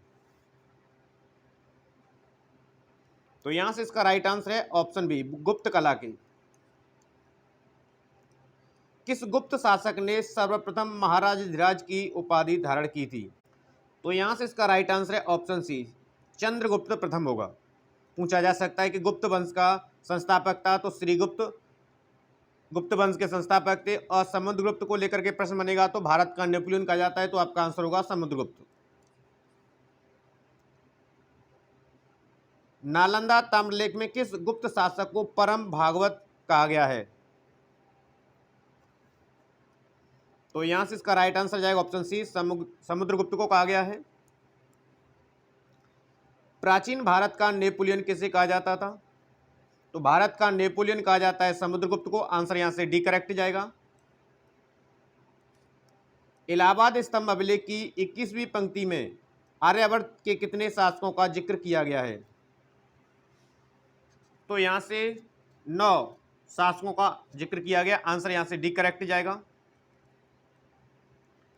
प्रसिद्ध इलाहाबाद प्रशस्ति का लेखक कौन है? तो इलाहाबाद प्रशस्ति हरिश्चंद्र के द्वारा रचित है। आंसर बी करेक्ट जाएगा यहां से। समुद्रगुप्त के विजयों का उल्लेख किसमें मिलता है? तो समुद्रगुप्त के विजयों का उल्लेख मिलता है इलाहाबाद अभिलेख में। आंसर यहां से डी करेक्ट जाएगा। ध्यान से प्रश्नों को लगाते चलें, रिवीजन भी करते चलें, साथ साथ देखें कि हमारे कितने सही हैं कितने गलत हैं, क्योंकि जब तक आप स्वयं से नहीं लगाएंगे प्रश्न नहीं बनता है। किस वंश ने सबसे अधिक समय तक शासन किया था? तो सर्वाधिक शासन करने वाला वंश है गुप्त वंश। आंसर यहां से सी करेक्ट जाएगा। नगरों का क्रमिक पतन किस काल की एक महत्वपूर्ण विशेषता थी? तो यह विशेषता गुप्त काल की थी। आंसर ए करेक्ट जाएगा यहां से। किस शासक वंश ने मंदिरों एवं ब्राह्मणों को सबसे अधिक ग्राम अनुदान में दिए थे? तो सबसे अधिक जो दान दिए गए थे वो गुप्त वंश के शासकों द्वारा दिए गए थे। आंसर ए करेक्ट जाएगा यहां से। गुप्त युग में भूमि राजस्व की दर क्या थी? तो गुप्त युग में भूमि राजस्व की दर थी उपज का 6वां भाग। आंसर बी करेक्ट जाएगा यहां से। किसने तर्क दिया कि गुप्त और उत्तरोत्तर गुप्त काल में धन अर्थव्यवस्था में पतन दिखता था? तो यह तर्क या यह परिभाषा देने वाले आर.एस. शर्मा महोदय थे। आंसर बी करेक्ट जाएगा। गुप्त स्वर्ण मुद्राएं उनके अभिलेखों में किस नाम से अंकित हैं? तो गुप्त स्वर्ण मुद्राओं को अभिलेखों में दीनार कहा जाता है। आंसर यहां से डी करेक्ट जाएगा। इनमें से कौन गुप्त काल में औषधि के क्षेत्र में अपने कार्य के लिए जाने जाते हैं? तो यहां से आंसर जाएगा ऑप्शन ई, उपयुक्त में से कोई नहीं, क्योंकि सुश्रुत और चरक जो थे वो मौर्य काल से संबंध रखते हैं। निम्नलिखित में से कौन सा गुप्त काल का मंदिर है? तो गुप्त काल का मंदिर है ऑप्शन सी, देवगढ़ का दशावतार मंदिर। आंसर यहां से सी करेक्ट जाएगा। निम्नलिखित में से कौन सा बंदरगाह गुप्त काल में उत्तर भारतीय व्यापार के लिए उपयोग किया जाता था? तो यहां से इसका राइट आंसर है ऑप्शन बी, ताम्रलिप्ति बंदरगाह। इनमें से किसने पहली बार यह व्याख्या की कि पृथ्वी के अपनी धुरी पर घूमने के कारण प्रतिदिन सूर्योदय एवं सूर्यास्त होते हैं? तो यह व्याख्या करने वाले सबसे पहले आर्यभट्ट महोदय थे। आंसर ए करेक्ट जाएगा यहां से। किस प्रकार की भूमि को अपृहत कहा जाता है? तो बिना जुती हुई जंगली भूमि को कहा जाता है अपृहत। आंसर यहां से ए करेक्ट जाएगा। प्रसिद्ध चीनी यात्री फायान ने किसके शासनकाल में भारत की यात्रा की थी? तो फायान जो आया था वो चंद्रगुप्त द्वितीय के शासनकाल में आया था। यहां से आंसर जाएगा ऑप्शन बी करेक्ट। चंद्रगुप्त द्वितीय किस साम्राज्य के शासक थे? तो चंद्रगुप्त द्वितीय यानी विक्रमादित्य गुप्त साम्राज्य के शासक थे। आंसर यहां से बी करेक्ट जाएगा। मेहरौली लौह स्तंभ अभिलेख का चंद्र संबंधित है, तो इनका चंद्र जो संबंधित है वो चंद्रगुप्त द्वितीय से। आंसर यहां से सी करेक्ट जाएगा। निम्नलिखित में गुप्त शासकों में से किसने विक्रमादित्य उपाधि धारण की थी? तो विक्रमादित्य की उपाधि चंद्रगुप्त द्वितीय को दी गई थी। आंसर यहां से डी करेक्ट जाएगा। किस गुप्त शासक ने शकों को पराजित किया और इस कारण उसे सकारी कहलाया? तो सकारी कहलाने वाले चंद्रगुप्त द्वितीय थे। आंसर यहां से सी करेक्ट जाएगा। किसके द्वारा 3 प्रसिद्ध बंदरगाहों सोपरा, काम्बे और बड़ौच को गुप्त साम्राज्य में मिलाया गया था? तो यहां से इसका राइट आंसर जाएगा ऑप्शन सी, चंद्रगुप्त विक्रमादित्य के द्वारा मिलाया गया था इन तीनों बंदरगाहों को। किस गुप्त शासक ने अपने बड़े भाई की हत्या कर सत्ता प्राप्त की थी? तो यहां से आंसर जाएगा ऑप्शन सी, चंद्रगुप्त द्वितीय के द्वारा अपने भाई की हत्या करने के पश्चात उसे सत्ता प्राप्त की थी। गुप्त सम्राट जिसने हूणों को पराजित किया था? तो यहां से इसका राइट आंसर जाएगा ऑप्शन सी, स्कंदगुप्त के द्वारा हूणों को पराजित किया गया था। सभी प्रश्न एग्जाम की दृष्टि से बेहद इंपोर्टेंट है, इसलिए आप सभी प्रश्नों को स्वयं से जरूर लगाइएगा। मुद्रा राक्षस नामक पुस्तक का लेखक कौन है? तो मुद्रा राक्षस पुस्तक जो है विशाखा दत्त द्वारा रचित है। आंसर ए करेक्ट जाएगा यहां से। देवी चंद्रगुप्तम नाटक के रचनाकार कौन है? तो देवी चंद्रम गुप्त जो नाटक है वो प्रसिद्ध है विशाखा दत्त का। आंसर यहां से डी करेक्ट जाएगा। निम्नलिखित में से कौन सा जोड़ा सही नहीं है? तो यहां से आंसर जाएगा ऑप्शन सी, आर्यभट्ट बृहत संहिता। आर्यभट्ट की रचना बृहत संहिता नहीं है, बृहत संहिता 12 मिर की है। तो यहां से आंसर सी जो है सुमिलित नहीं है। अमरकोश में कितने प्रकार की भूमि का वर्णन किया गया है? तो अमरकोश में 12 प्रकार की भूमि का वर्णन किया गया। आंसर यहां से बी करेक्ट जाएगा। आयुर्वेद के प्रसिद्ध ग्रंथ अष्टांग हृदय के रचनाकार कौन है? तो आयुर्वेद के प्रसिद्ध ग्रंथ अष्टांग हृदय के रचनाकार हैं बाघभट्ट। आंसर यहां से बी करेक्ट जाएगा। कुमार संभव महाकाव्य किस कवि ने लिखा है? तो कुमार संभव महाकाव्य की रचयिता हैं कालिदास जी। आंसर डी करेक्ट जाएगा यहां से। ताम्रपत्र लेख दर्शाते हैं कि प्राचीन काल में बिहार के राजाओं का संपर्क था। तो ताम्र लेख दर्शाते हैं कि इनका संबंध जावा सुमित्रा से था। कर्नाट वंश का संस्थापक कौन था? तो कर्नाट वंश का संस्थापक था नान्यदेव, आंसर ए करेक्ट जाएगा यहां से। कर्नाट वंश का अंतिम शासक कौन था? कर्नाट वंश का अंतिम शासक हरि सिंह था, आंसर ए करेक्ट जाएगा यहां से। नालंदा विश्वविद्यालय की स्थापना का युग है?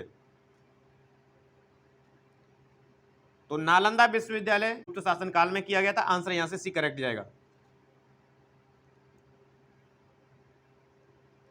नालंदा विश्वविद्यालय के संस्थापक कौन थे? तो नालंदा विश्वविद्यालय के संस्थापक थे कुमारगुप्त, आंसर यहां से बी करेक्ट जाएगा। नालंदा विश्वविद्यालय के विनाश का कारण था?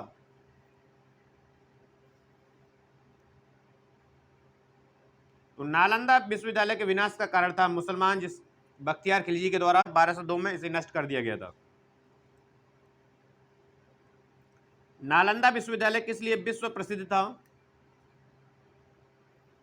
तो यहां से इसका राइट आंसर जाएगा ऑप्शन सी, बौद्ध धर्म दर्शन के लिए नालंदा विश्वविद्यालय प्रसिद्ध था। हिन-सांग की भारत में यात्रा के समय सूती कपड़ों के उत्पादन के लिए सबसे प्रसिद्ध नगर था? तो हिन-सांग की यात्रा के समय सूती कपड़ों के उत्पादन के लिए सबसे प्रसिद्ध नगर था मथुरा, आंसर बी करेक्ट जाएगा यहां से। चीनी यात्री हिन-सांग ने किस विश्वविद्यालय में अध्ययन किया था? तो चीनी यात्री हिन-सांग के द्वारा नालंदा विश्वविद्यालय में अध्ययन किया गया था, आंसर डी करेक्ट जाएगा यहां से। थानेश्वर राजधानी थी? तो थानेश्वर जो राजधानी थी वो वर्धनों की थी, आंसर यहां से डी करेक्ट जाएगा। कवि बाण निवासी था? तो यहां से आंसर जाएगा उपयुक्त में से कोई नहीं, क्योंकि कवि बाण जो निवासी था वो प्रतिकूट का था, प्रीतिकूट।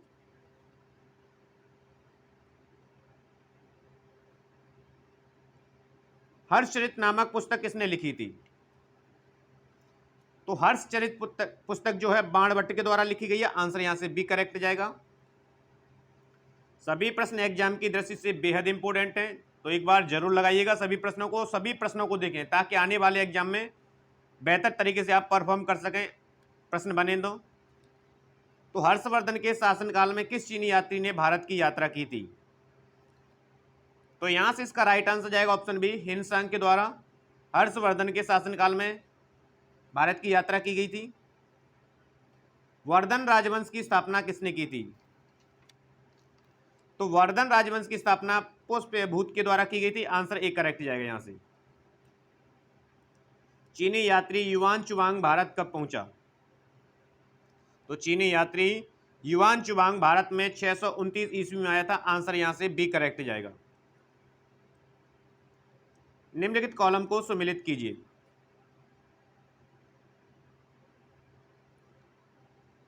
तो यहां से चंद्रगुप्त कुमार देवी फर्स्ट का सेकंड, समुद्रगुप्त का संबंध प्रयाग शिलालेख से है, और चंद्रगुप्त द्वितीय, विक्रमादित्य, कुमारगुप्त प्रथम, महेंद्र दत्त, तो ये इनका संबंध है, और यह संबंध मिल रहा है हमारा ऑप्शन ए में, आंसर ए करेक्ट जाएगा। कल्लड़ की पुस्तक का नाम क्या है? तो कल्लड़ की जो पुस्तक है वो रजत रंगनी है, जिसमें कश्मीरी पंडितों का जिक्र है इसमें, तो यहां से आंसर जाएगा ऑप्शन डी। पूर्व गुप्त काल में शीशे के सिक्कों की एक बड़ी संख्या जारी की गई थी? तो पूर्व गुप्त काल में शीशों के सिक्कों की एक बड़ी संख्या जारी की गई थी, वो सातवाहन के द्वारा की गई थी, आंसर ए करेक्ट जाएगा यहां से। किरातार्जुनीय पुस्तक किसने लिखी है? तो किरातार्जुनीय पुस्तक के रचयिता भारवी हैं, आंसर यहां से डी करेक्ट जाएगा। विक्रमशिला विश्वविद्यालय किनके द्वारा स्थापित किया गया था?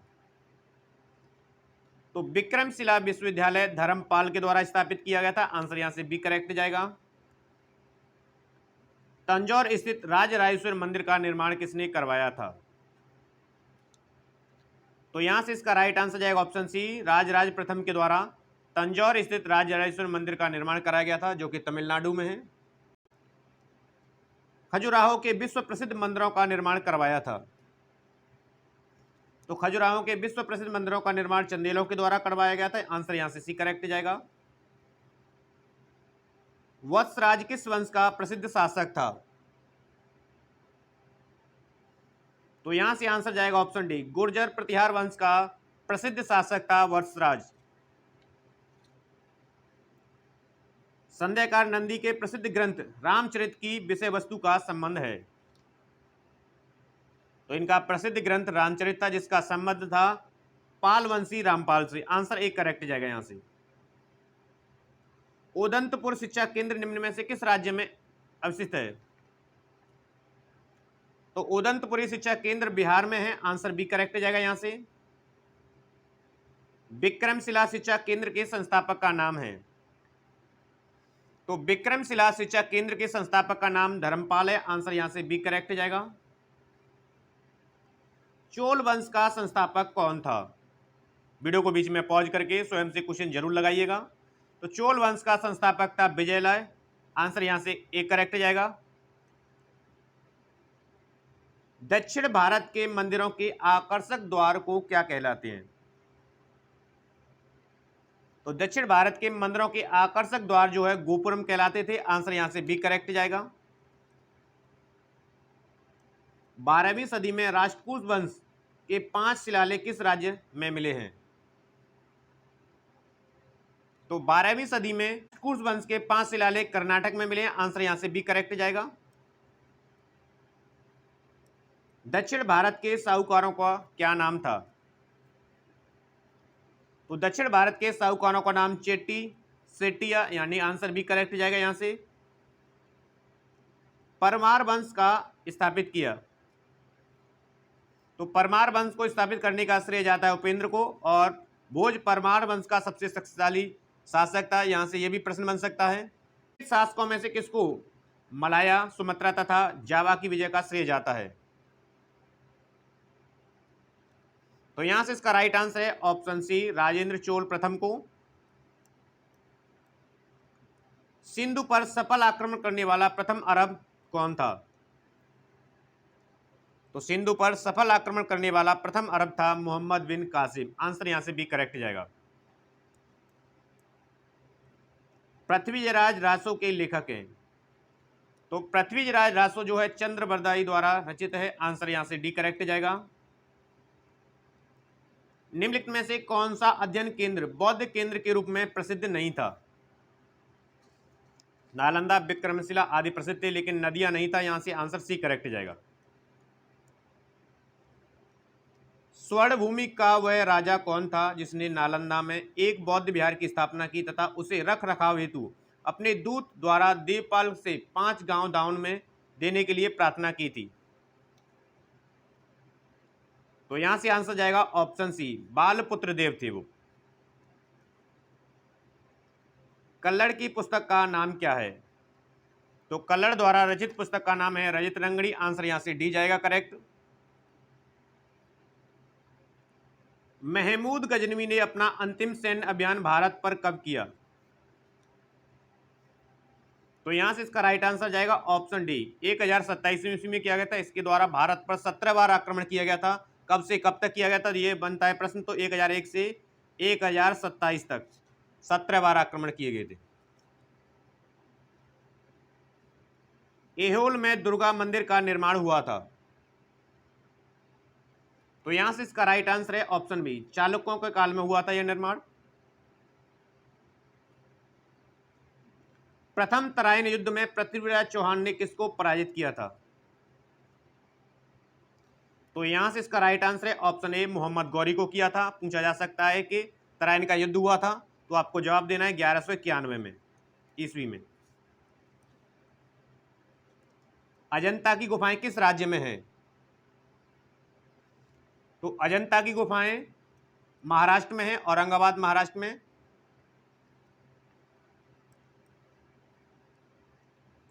किस वंश ने सबसे अधिक समय तक शासन किया था? तो सर्वाधिक समय तक शासन करने का श्रेय जाता है गुप्त राजवंश को। आंसर यहां से सी करेक्ट जाएगा। बद्रीनाथ धाम किस राज्य में है? तो बद्रीनाथ धाम जो है उत्तराखंड के चमोली जिले में है। आंसर यहां से बी करेक्ट जाएगा। बोरबुदुर विश्व में सबसे अद्भुत स्तूप है और इसकी मूर्ति और मूर्तिकला किसका शानदार उदाहरण है? तो इसकी जो मूर्ति और मूर्तिकला जो उदाहरण है वो भारत जावा कला का, आंसर यहां से डी करेक्ट जाएगा। भूमि अनुदान किन्हें दिए गए थे? जो शाही दरबार से जुड़े हुए थे। तो भूमि अनुदान ब्राह्मणों को दिए गए थे, आंसर यहां से बी करेक्ट जाएगा।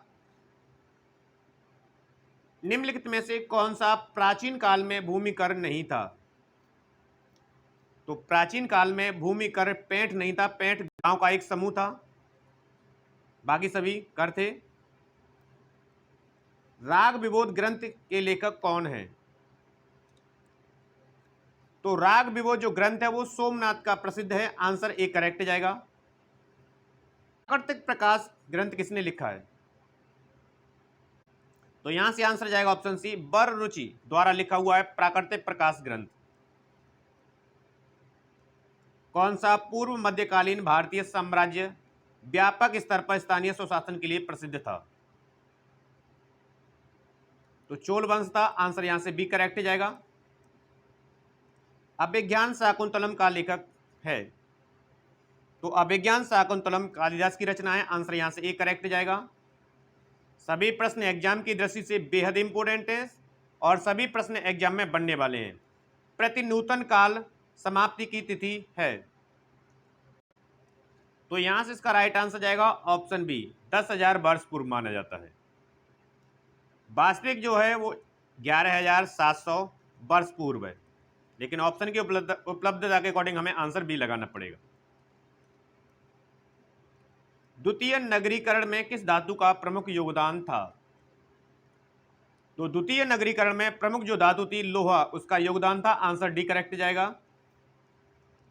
भारत के प्राचीनतम सिक्के हैं? तो भारत के प्राचीनतम सिक्कों को आहत सिक्के कहा जाता है। इनके अन्य नाम भी हैं, जिसमें कारसापड़, पुराण, धरड़, सतमान आदि इन्हें साहित्य में कहा जाता है। निम्नलिखित में से प्राचीन भारत की कौन सी लिपि दाहिने से बाईं ओर लिखी जाती है? तो दाहिने से बाईं ओर लिखे जाने वाली लिपि खरोष्टी लिपि थी, आंसर सी करेक्ट जाएगा। यहां से कॉलम 1 और 2 को सम्मिलित करना है। तो करसड़ पर सिक्का पैठन मंडी कल्याण समुद्री बंदरगाह था और श्रेणी व्यापारिक संघ था। तो यहां से इस तरह ऑप्शन को देखा तो हमने आंसर बी करेक्ट जाएगा। यहां से प्राचीन भारतीय शिक्षा व्यवस्था में शिष्य किस शब्द से शिक्षा आरंभ करते थे? तो प्राचीन काल में शिष्य जो शिक्षा आरंभ करते थे वो ओम का उच्चारण के पश्चात करते थे, आंसर यहां से एक करेक्ट जाएगा। विश्व का सबसे ऊंचा कहा जाने वाला विश्व शांति स्तूप बिहार में कहां है? तो है बिहार के राजगीर में है, आंसर यहां से सी करेक्ट जाएगा। नव नालंदा महाविहार किसके लिए विख्यात है? तो यहां से आंसर जाएगा ऑप्शन सी, पाली अनुसंधान हेतु विख्यात है नव नालंदा महाविहार। बौद्ध, हिंदू एवं जैन शैलकृत गुफाओं का एक साथ कहां विद्यमान है? तो यह एलोरा गुफाएं हैं जो कि महाराष्ट्र में है, आंसर यहां से सी करेक्ट जाएगा। शैल चित्रों में अलंकृत बाघ गुफाएं किस पर्वत श्रेणी में पाई जाती हैं? तो यहां से इसका राइट आंसर जाएगा ऑप्शन सी, विंध्याचल, जो कि एमपी की पर्वत श्रेणी है। शाक्य वंशियों द्वारा बनाया गया बौद्ध स्तूप कहां स्थित है? तो शाक्य वंशियों द्वारा बनाया गया बौद्ध स्तूप पिपर हवा में स्थित है, आंसर यहां से डी करेक्ट जाएगा। चीनी यात्री सुंग यून ने भारत यात्रा की थी? तो चीनी यात्री सुंग यून ने भारत यात्रा की थी 515 ईस्वी से 520 ईस्वी के मध्य। स्वप्न वासुदत्ता के लेखक हैं? तो स्वप्न वासुदत्ता के लेखक भास हैं, आंसर यहां से बी करेक्ट जाएगा। धर्मशास्त्रों में भू राजस्व की दर क्या थी? तो धर्मशास्त्रों में भू राजस्व की दर 1/6वां भाग था उपज का, आंसर यहां से सी करेक्ट जाएगा। 800 से 600 ईसा पूर्व का काल किस युग से जुड़ा है? तो 800 से 600 ईसा पूर्व का काल जो है ब्राह्मण युग से जुड़ा हुआ है। आंसर ये करेक्ट जाएगा यहां से। पाणिकृत अष्टाध्यायी किसके संबंधित है? तो पाणी के द्वारा लिखी गई अष्टाध्यायी जो कि व्याकरण ग्रंथ है। आंसर यहां से सी करेक्ट जाएगा। मृच्छकटिकम का लेखक कौन है? तो मृच्छकटिकम का लेखक है शूद्रक। आंसर यहां से डी करेक्ट जाएगा। स्तंभ 1 और स्तंभ 2 को मिलान कीजिए। तो नागानंद, हर्षवर्धन, हर्षचरित्र बाणभट्ट के द्वारा लिखी गई है। नामा अमीर खुसरो का है और नील दर्पण है दीनबंधु मित्र का। तो इस तरह हमने ऑप्शन देखा तो हमारा ऑप्शन डी करेक्ट जाएगा। ऑप्शन डी में करेक्ट मिल रहा है। चीनी यात्री इस सिंह ने बिहार का भ्रमण किया था लगभग। तो यहां से इसका राइट आंसर जाएगा ऑप्शन डी, उपयुक्त में से कोई नहीं। इनके द्वारा बिहार का भ्रमण किया गया था 671 ईस्वी से 695 ईस्वी के मध्य। अजंता की चित्रकला से निम्न चित्रों का वर्णन मिलता है। तो जातक कथाओं का जो कि बौद्ध धर्म से संबंध रखती हैं। आंसर यहां से सी करेक्ट जाएगा। सूर्य सिद्धांत के लेखक कौन थे? तो सूर्य सिद्धांत आर्यभट्ट के द्वारा दिया गया। आंसर ए करेक्ट जाएगा यहां से। अप्रतिरथ किस हिंदू देवता का और एक नाम है? तो यहां से इसका राइट आंसर जाएगा ऑप्शन ए, विष्णु का नाम है अप्रतिरथ। राजनीति रत्नाकर के लेखक हैं। तो राजनीति रत्नाकर जो है चंद्रशेखर द्वारा रचित है। आंसर ए करेक्ट जाएगा यहां से। उद्वंत प्रकाश के लेखक हैं। तो उद्वंत प्रकाश जो है मौली कवि के द्वारा रचित है। आंसर ए करेक्ट जाएगा यहां से भी। हूण राजा तुम माण किस औलिकार राजा द्वारा पराजित किया गया था? तो यह प्रकाश धर्मन के द्वारा पराजित किया गया था। तंजावुर में बृहदीश्वर मंदिर का निर्माण किस राजा द्वारा करवाया गया था? तो यहां से इसका राइट आंसर जाएगा राजा चोल प्रथम के द्वारा इसका निर्माण कराया गया था। निम्नलिखित अभिलेखों में से किसमें विधवा दहन का उदाहरण उल्लेखित है? तो विधवा दहन का उदाहरण उल्लेखित है भानुगुप्त का एरण स्तंभ अभिलेख में। आंसर यहां से सी करेक्ट जाएगा। महावंश के अनुसार बिंबिसार किस आयु में सिंहासन पर बैठा था? तो इनके अनुसार लगभग 15 वर्ष की अवस्था में। आंसर एक करेक्ट जाएगा यहां से। बराबर पर्वत श्रृंखला स्थित गोरथागिरी किसके द्वारा विजित की गई थी? तो यह राजा खारवेल के द्वारा विजित की गई थी। आंसर भी करेक्ट जाएगा यहां से। मोरक्को के यात्री इब्न बतूता का वृतांत किस रूप में जाना जाता है? तो रेहला। आंसर ये करेक्ट जाएगा यहां से। तो ये थे मित्रों टुडे के सबसे अहम और सिलेक्टेड हिस्ट्री के सबसे महत्वपूर्ण 100 एमसीक्यू प्रश्नों की क्विक फास्ट रिवीजन सीरीज। आशा करते हैं टुडे की सीरीज आपको पसंद आई है। सीरीज पसंद आई तो मोर देन लाइक और शेयर करेंगे। चैनल को अभी तक सब्सक्राइब नहीं किया तो चैनल को सब्सक्राइब कर लीजिए ताकि आने वाले विभिन्न एग्जाम हेतु बेहतर तैयारी और रिवीजन आपका बना रहे। मित्रों मिलते हैं नेक्स्ट वीडियो के साथ। तब तक आप सभी लोग पढ़ते रहिए, मस्त रहिए। धन्यवाद।